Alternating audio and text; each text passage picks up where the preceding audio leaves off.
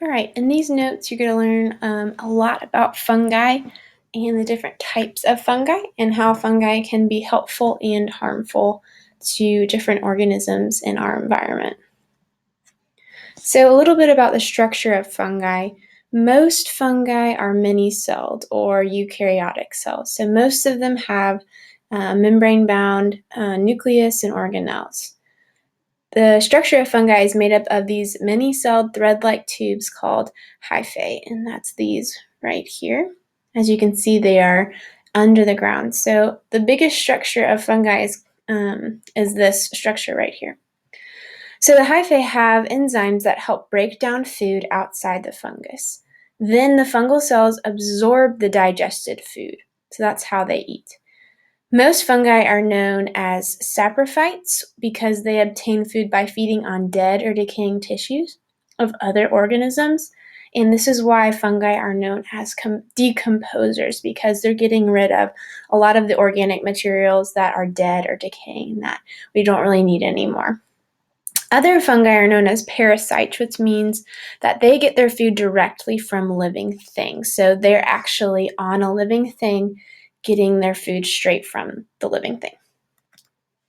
Some shared characteristics that all fungi have in common is that they cannot make their own food. They don't have chloroplasts, and they grow best in warm, humid areas. So that could range anywhere from the tropical rainforest, or, this is really gross, but between your toes. And an example of a fungus is athlete's foot, which develops when in your feet from those warm, humid environments. Fungi reproduction, they can reproduce asexually or sexually, and both types of reproduction involves the production of spores in the fungi. Spores are these waterproof reproductive cells that can grow into a new organism. And fungi are not identified as either male or female, so sexual reproduction occurs when the hyphae of two genetically different fungi of the same species grow close together. So that's how sexual reproduction can occur. Asexual reproduction just involves one organism, and it can grow off of the organism like budding and then break into its own organism. All right, so some different types of fungi groups. One is club fungi, and the spores in club fungi are produced in a club-shaped structure called the basidium. And an example of club fungi is mushroom, which you've seen in a lot of different places where we live. Sac fungi is another example. Examples of sac fungi are yeasts, molds, morels, and truffles. And these spores are produced in a little sac-like structure called an ascus. And unlike most fungi, yeasts are one-celled organisms, and they must reproduce through asexual reproduction or budding. So here's an example of sac fungi. It's just mold growing on an orange. Zygote fungi is another type of fungi, and this type of fungi produces spores in a round spore called the sporangium on the tips of upright hyphae. And an example of zygote fungi is the fuzzy black mold you can sometimes find growing on an old loaf of bread.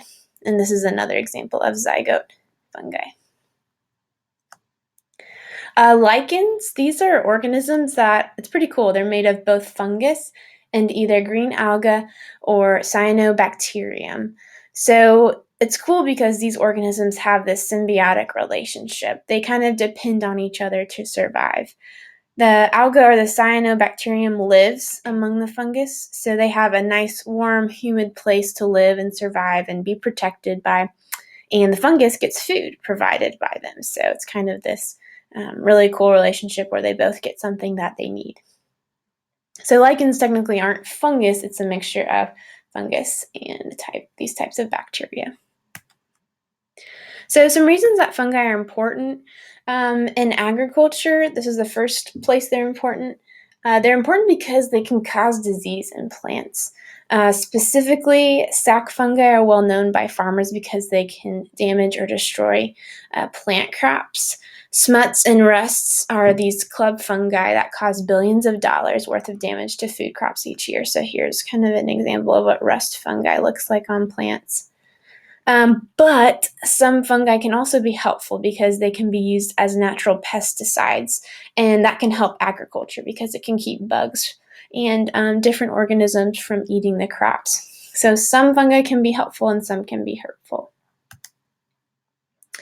Health and medicine, fungi are responsible for causing diseases in humans and animals like ringworm and athlete's foot. So those fungi are not helpful to us at all.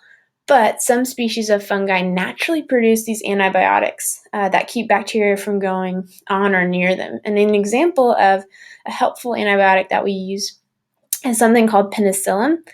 And another example is the cyclosporin that's derived from fungus. It's used to help the body whenever someone gets like a transplanted organ, like a heart or a liver or a kidney.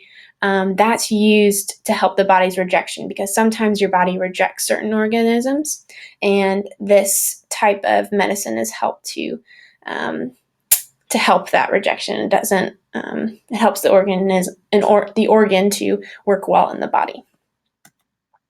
The last reason that fungi is important is because they are decomposers, and this is the most important reason because it breaks down these organic materials.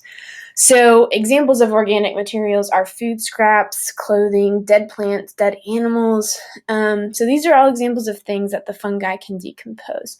So what happens when they decompose them is that the chemicals and the materials are returned back to the soil where plants can reuse them. So not only are they getting rid of them, they're making them reusable for the plants to grow. So fungi, along with some bacteria, are nature's recyclers. They keep the earth from becoming buried under mountains of waste materials. So that is it for today. Make sure you have all your notes filled out completely, and tomorrow you will come up with 3 fungi that you would want to put in your doomsday bank, and we'll also research some plants and what types of plants you would want to put.